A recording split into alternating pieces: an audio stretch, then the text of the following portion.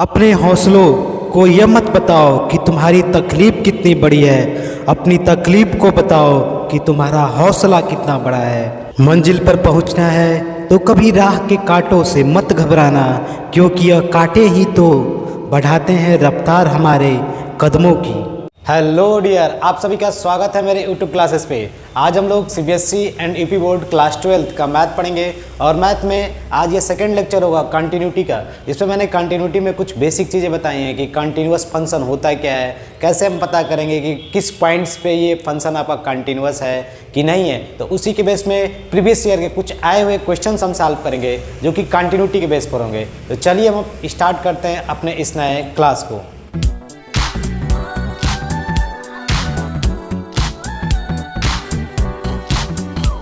देखिए आपकी स्क्रीन पे क्वेश्चन होगा, बोला है find the value of K so that the function F defined below is continuous at x equal to 0, यानी एक्स इक्वल टू 0 पर कंटिन्यूअस हो और के की वैल्यू बता दो। आपका फंक्शन दिया है, आप देख सकते हो उसमें, और ये आया हुआ है एग्जाम में, ठीक है आप ही के। देखिए ये रहा आपका फंक्शन, ये एक्स नॉट इक्वल टू 0 यानी एक्स की वैल्यू ग्रेटर देन 0 के लिए काम कर सकता है, और किसके लिए काम कर सकता है, और एक्स की वैल्यू लेस देन 0 के लिए। और के कब होगा, एफ एक्स इक्वल टू के, जब एक्स की वैल्यू 0। तो हमें इसे मालूम करना है के की वैल्यू, यानी के की वैल्यू क्या होगी, ठीक है। तो ये कंटिन्यूअस है, बोला है कि it is a continuous at x equal to 0। तो आप बोल सकते हो it is continuous at x equal to 0, so F 0 equal to limit X tend to 0 minus, 0 minus मतलब 0 से थोड़ा कम यानी निगेटिव साइड में, 0 minus F X equal to limit x tends to 0 plus, यानी 0 से थोड़ा बड़ा एफ एक्स के बराबर होगा। ये तीनों आपस में बराबर होंगे, बातें क्लियर, ठीक है। तो अब हम इनको समझने के लिए देखो f0 का मतलब x की वैल्यू जब 0 है तो k है, तो f0 तो आप समझ रहे हो k है, f0 इक्वल टू k। अब हम कोई एक लिमिट निकालना है, अगर मैं इसको निकाल लूँ तो एक इक्वेशन बन जाएगी कि नहीं इसके हेल्प से। आप चाहे तो राइट वाला लिमिट निकालो चाहे लेफ्ट वाला, दोनों को इक्वेट करके के की वैल्यू हम बता सकते हैं। तो हम चलिए लेफ्ट वाला निकाल लेते हैं। तो limit x tends to 0 minus, ठीक है, एफ एक्स। तो ये क्या है आपका है, ये आपका हो जाएगा एफ एक्स की जगह पर हम क्या लिख सकते हैं, 1 minus cos 4x upon 8x square, ठीक है, बातें clear. Limit x tends to 0 minus ये हो गया, ठीक है। तो अब आप जानते हो कि limit x tends to 0 minus को हम ये भी बोल सकते हैं limit x tends to 0 minus H. आप ये पढ़े होगे एच क्या होता है, कोई एक नंबर होता है, बहुत छोटा सा नंबर होता है, स्मॉल नंबर, ठीक है। 1 minus cos 4x upon 8x square, ठीक है। अब यहाँ पर 0 माइनस एच का मतलब क्या होता है, माइनस एच, ठीक है। तो आप एक चीज़ जाने होगा, जब आप लिमिट पढ़ रहे थे तो लिमिट एक्स टेंस टू 0, ठीक है। अब मैं जैसे ही बोल दूँ एक्स टेंस टू 0 प्लस, तो आप बोलते क्या था कि limit x tends to 0 plus H, और फाइनली आप बोलते क्या थे लिमिट h टेंस टू 0, और यहाँ पर एफ एच नाम का कोई फंक्शन होता था, उसमें h की वैल्यू पुटअप कर देते हैं, ठीक है, ये बात थी। तो यहाँ पर भी हम वही काम करेंगे, limit x tends to 0 minus H है। अब मैं x की वैल्यू यहाँ पर रख लूँगा, जैसे ही मैंने x की वैल्यू रख लिया, ठीक है, लिमिट h टेंस टू 0। देखो मैंने क्या किया कि अगर x आपका 0 के पास अप्रोच कर रहा है, x टेंस टू 0, तो h भी किसके पास जाएगा, 0 के पास जाएगा। आप ये पढ़े होगे लिमिट वाले क्लास में, क्लास 11th में, ठीक है, कि अगर x टेंस टू 0 माइनस है तो हम बोलते थे कि x tends to 0 minus H. अगर x tends to 0 minus H है, ठीक है, तो आप बोलते थे कि अगर x मेरा 0 के करीब जा रहा है तो h भी कहाँ जाएगा मेरा, x टेंस टू 0। तो फाइनली h किधर चला जाएगा, टेंस टू 0, क्योंकि भाई x को हम 0 की तरफ दिखाते हैं ना, तो x जब 0 होगा तो h भी क्या हो जाएगा, 0 हो जाएगा, ठीक है। तो वही बात है। तो यहाँ पर आप x की वैल्यू इसमें पुटअप कर दो, 1 माइनस कॉस 4 ब्रैकेट में हम सीधे माइनस एच लिख देंगे, ठीक है। यहाँ पर हो जाएगा 8 माइनस एच का होल स्क्वायर, ठीक है। तो आप जान लो यहाँ पे क्या हो जाएगा, cos minus x, cos x होता है, तो 1 minus cos 4h by 8h square, बात क्लियर। अब आप cos 2x का फार्मूला पढ़े हो, cos 2x 2 cos square x minus 1, तो ये यहाँ पर काम नहीं करेगा। cos 2x 1 minus 2 sine square x, तो हम यहाँ पर बोल सकते हैं 1 minus 2 sine square 2h minus 1, ठीक है। cos 2x 2 cos square minus 1, cos 2x 1 minus 2 sine square x, ठीक है। तो ये थोड़ा जस्ट उल्टा हो गया हम लोग का, 1 माइनस होना चाहिए, ठीक है, 1 माइनस 2 साइन स्क्वायर 2h, ठीक है। अगर आपको इसका फार्मूला नहीं याद है तो मैं बता रहा हूँ कैसे होगा, 8h², ठीक है।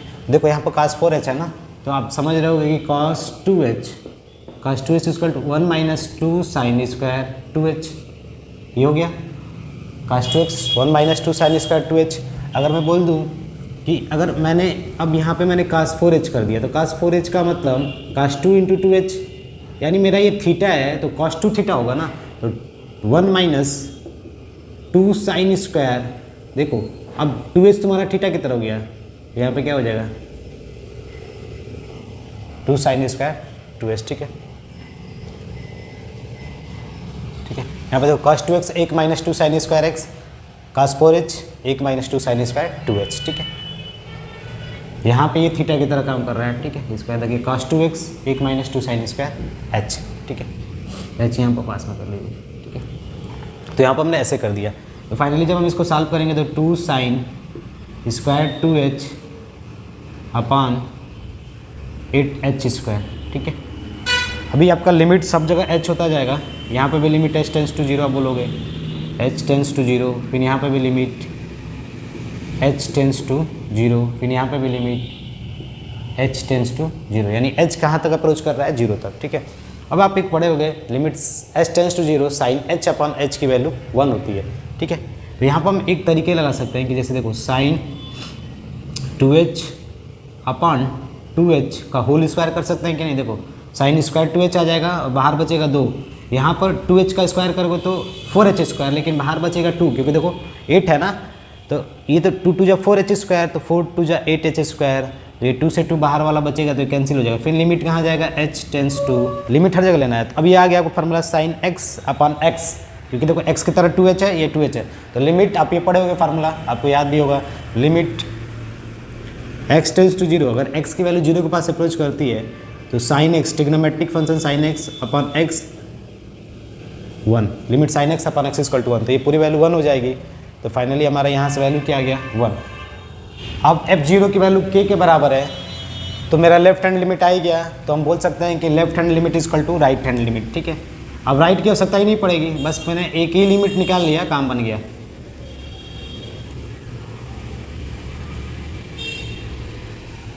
ठीक है, तो यहाँ से f0 की वैल्यू k होगी और लेफ्ट हैंड लिमिट 1, क्योंकि लेफ्ट हैंड लिमिट आपने निकाला 1, दैट इज योर आंसर, ठीक है। बातें क्लियर।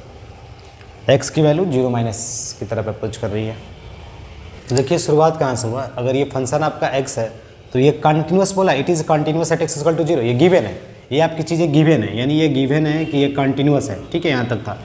तो function 0 equal to limit x tends to 0 minus function x, इसके बराबर 3 होंगे, तभी उस पॉइंट पर कंटिन्यूस है। तो f0 की वैल्यू क्या है आपका k।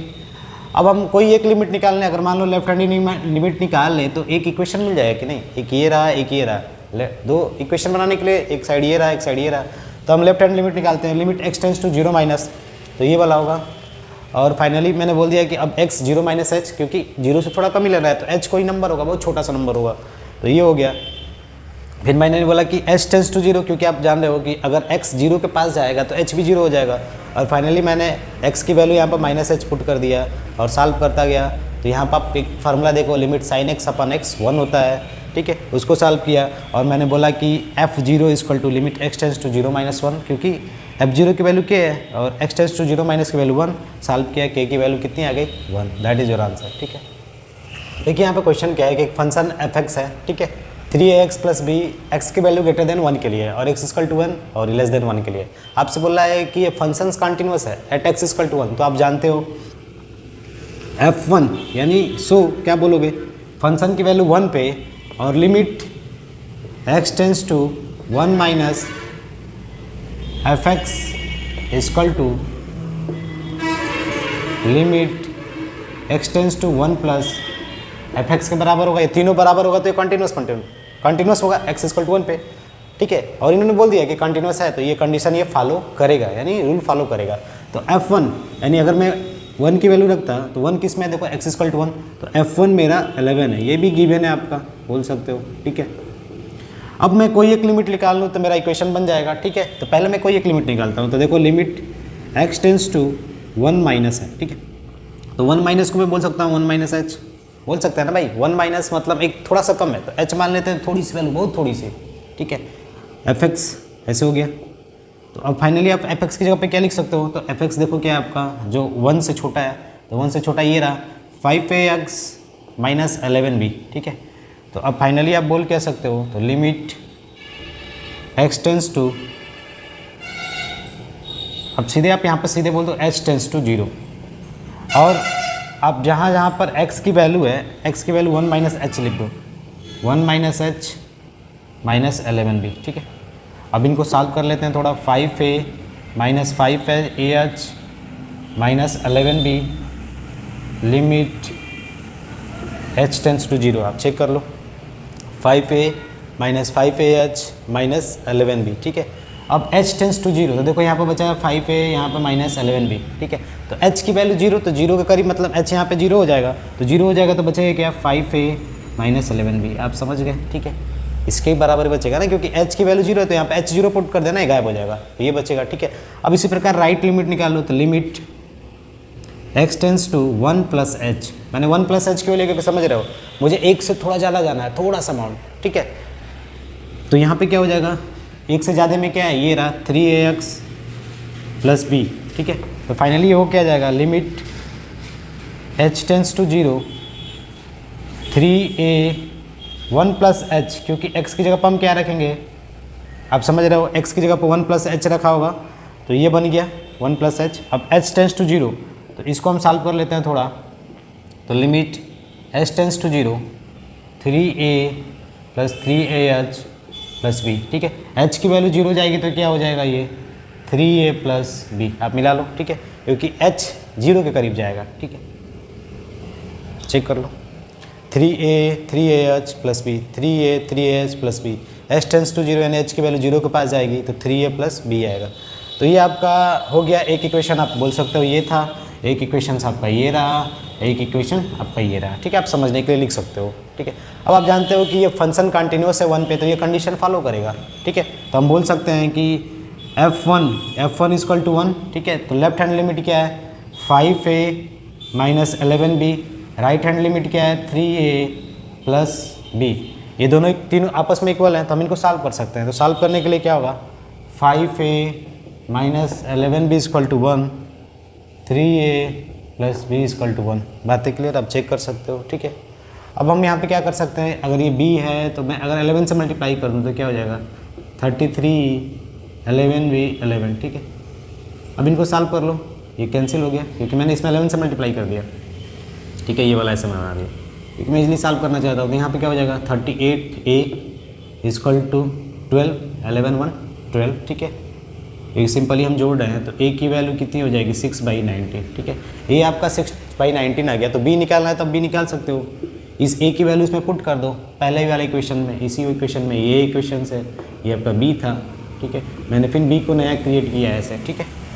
तो अब a की तो वैल्यू आ गई, तो a की वैल्यू यहाँ पर रख लो, 6/19 माइनस 11b इक्वल टू 1, तो 30/19 यहाँ पे क्या हो जाएगा, 30/19 माइनस 1 इक्वल टू 11b, ठीक है। आप समझ रहे हो, 1 इधर आया, तो यहाँ पर होगा 11/19 इक्वल टू 11b, 11 7 कौन सी,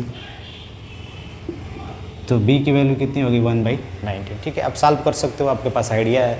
तो मेन यही कंसेप्ट था कि जब किसी पॉइंट्स पे कंटिन्यूस है तो उस पॉइंट्स पे फंक्शन की वैल्यू और उसका लेफ्ट हैंड लिमिट और राइट हैंड लिमिट तीनों बराबर होंगे, उसके बाद एक इक्वेशन क्रिएट करना है और वैल्यू को फाइंड आउट कर लेना है, ठीक है।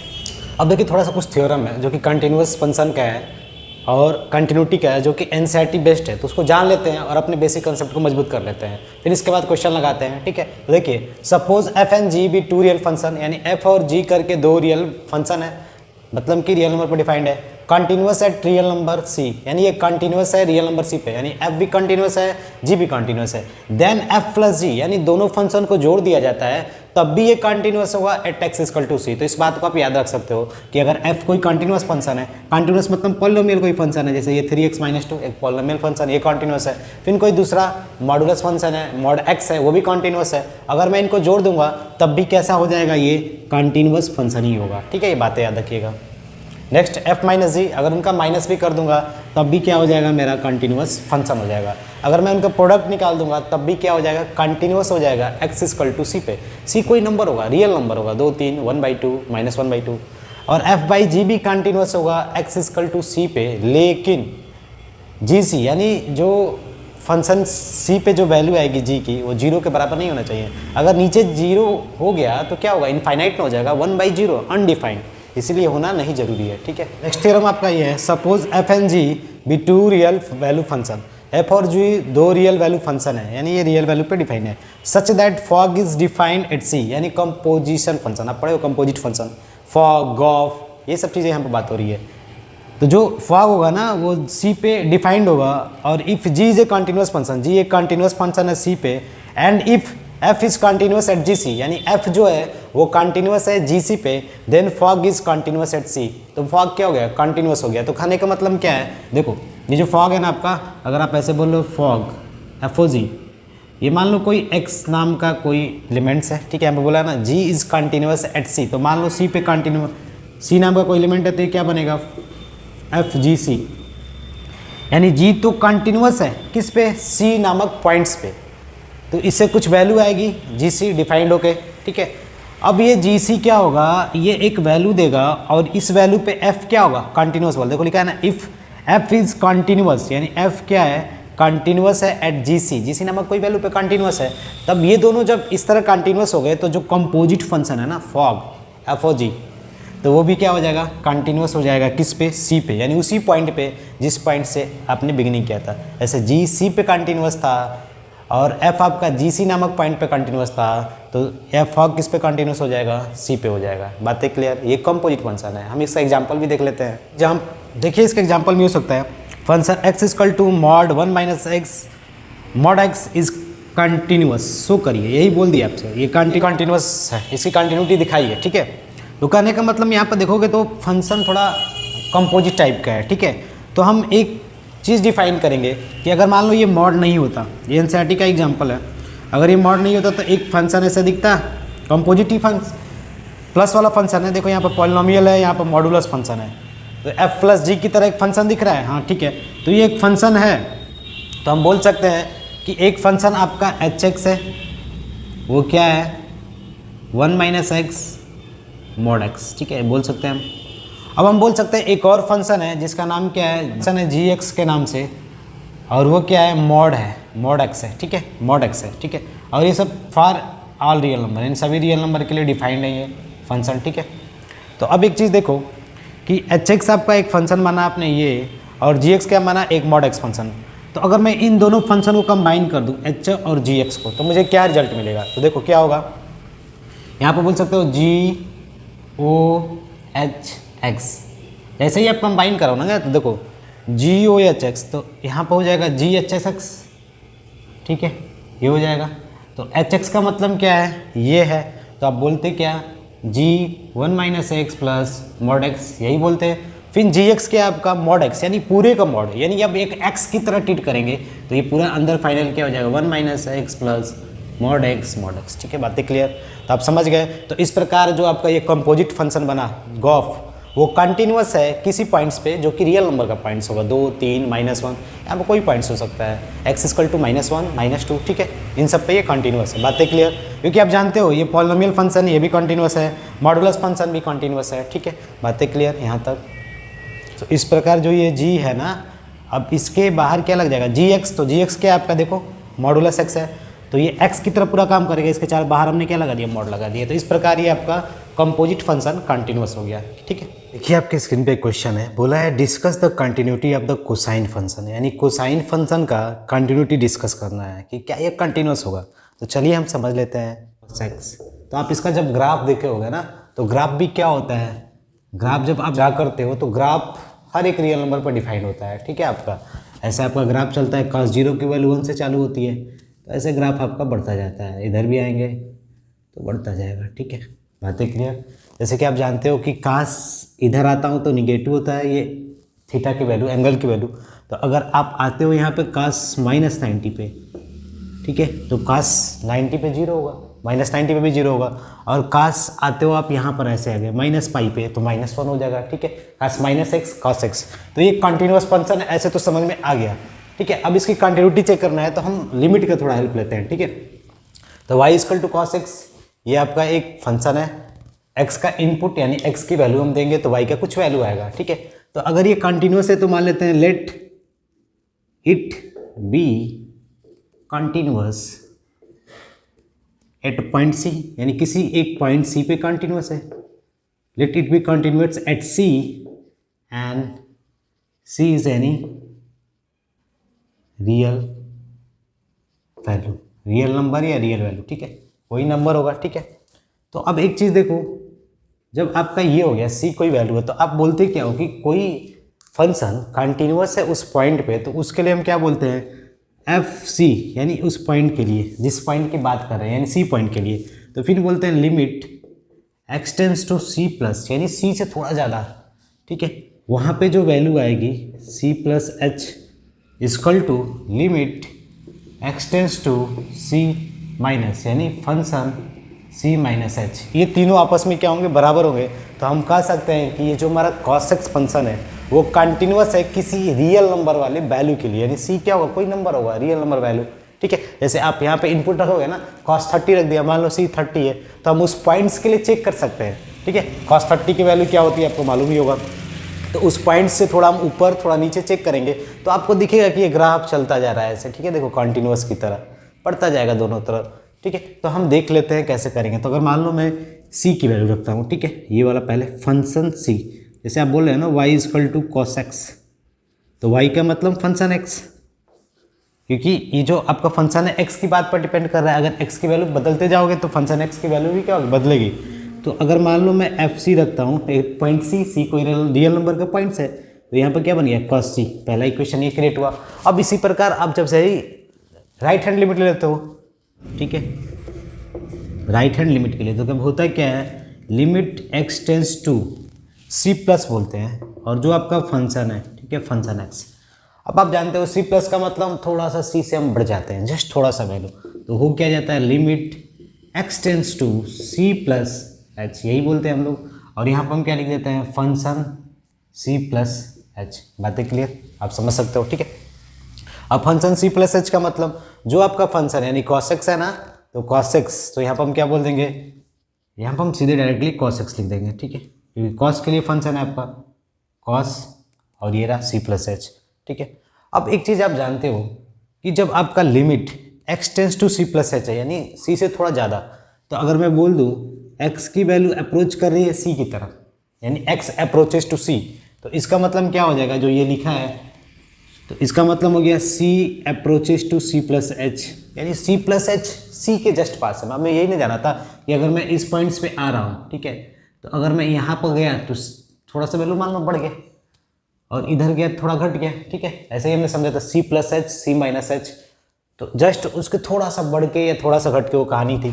तो यहाँ पर आप देखो c tends to c plus h, तो फाइनली हो क्या जाएगा h टेंस टू 0 के बराबर, क्योंकि देखो c से c मतलब 0, c माइनस सी होगा तो 0 होगा, तो h की वैल्यू 0 के अप्रोच करेगी तभी तो होगा, यानी बहुत छोटी सी वैल्यू है h, बहुत छोटी सी, ठीक है। तो इसका मतलब यहाँ पर हम फाइनली करेंगे क्या, तो limit x tends to c plus h, ठीक है। अब फाइनली आप कैसे लिख लीजिए लिमिट h टेंस टू 0, अब यहाँ पर हो जाएगा cos a into cos b minus sine a into sine b. अब ये फार्मूला याद होगा, कॉस ब्रैकेट में plus b, cos a into cos b minus sine a into sine b. तो यहाँ पर देखोगे कि यहाँ पर दो फंक्शन है, यानी दो फंक्शन का मतलब आपको जानकारी होगा, एक फंक्शन ये रहा एक फंक्शन, ठीक है। अब h टेंस टू 0, तो जहाँ जहाँ पर h की वैल्यू टेंस टू 0 है, ठीक है, आप देखो ये लिमिट दोनों के लिए है ना, इसके लिए भी h टेंस टू 0 होगा, तो h की वैल्यू यहाँ पर 0 रखेंगे तो cos 0 की वैल्यू क्या हो जाएगी 1, cos 0 की वैल्यू 1, तो बचेगा cos c, यहाँ पर साइन h की वैल्यू 0 रखेंगे तो साइन 0 0, तो फाइनली ये क्या देगा cos c। तो आपका राइट हैंड लिमिट क्या गया cos c, ठीक है।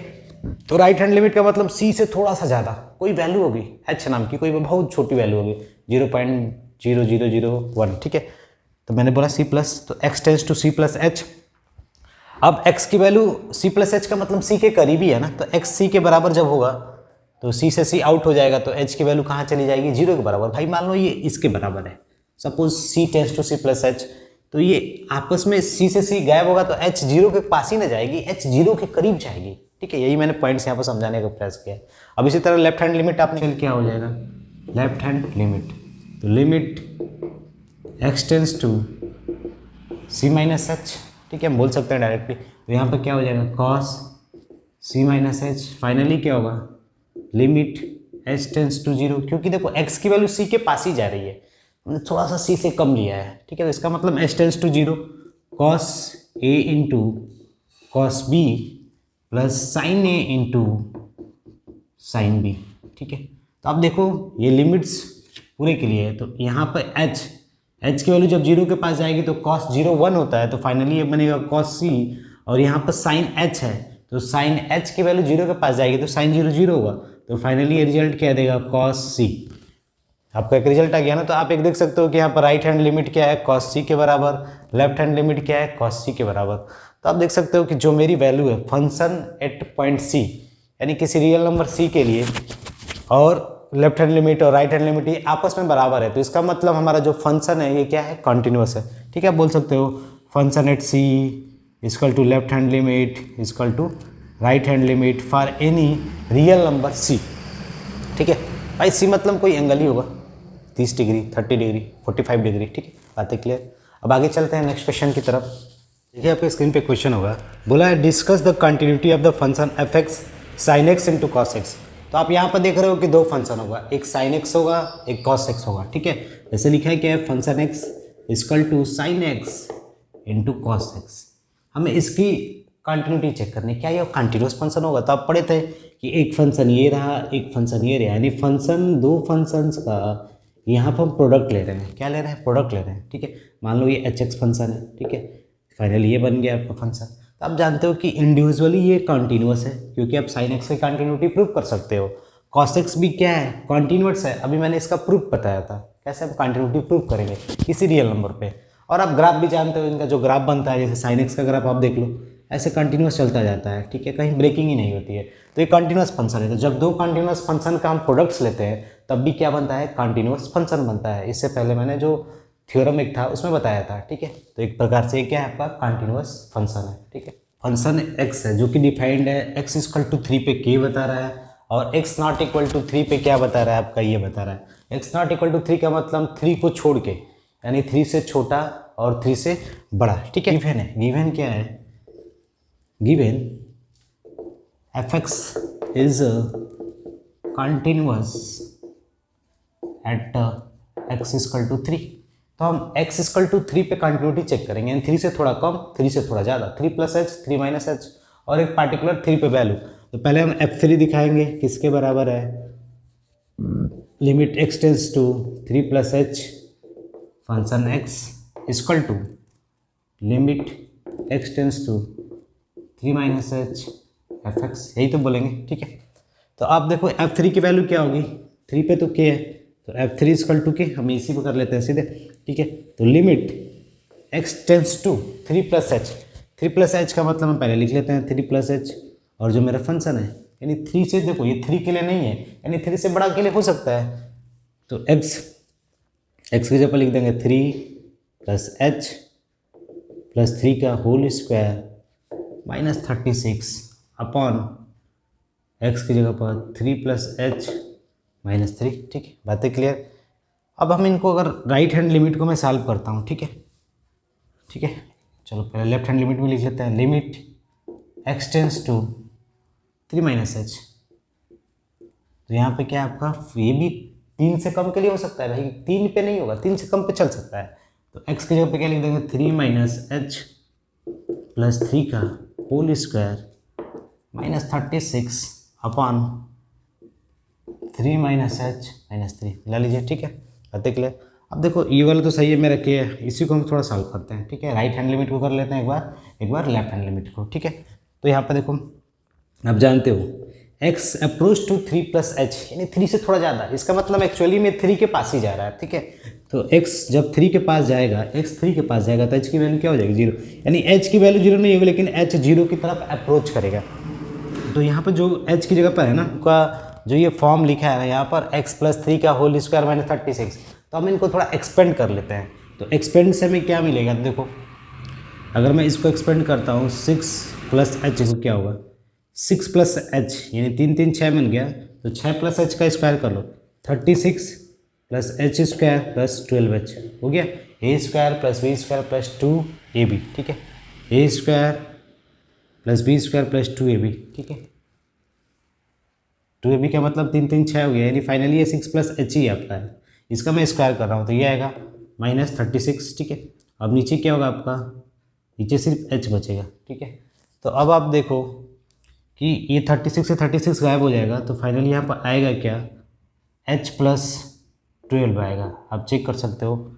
देखो 36 से 36 गायब, यहाँ पर एच स्क्वायर प्लस 12 अच्छा, एच कॉमन ले सकते हैं, h प्लस 12, फिर लिमिट h टेंड्स टू 0, तो h की वैल्यू, इसकी वैल्यू क्या आएगी 12। इसी प्रकार आप इसका चेक कर लो, तो 6 माइनस एच होगा, ये 6 माइनस एच का स्क्वायर कर लो, 36 plus h square minus 12h minus 36, यहाँ पे क्या होगा, 3 में से 3 गया 0 यानी माइनस एच, फिर लिमिट क्या आपका h टेंड्स टू 0 है, ये बात याद रखिएगा, लिमिट h टेंड्स टू 0, तो h की वैल्यू 0 के पास टेंड्स कर रही है यानी 0 के करीब।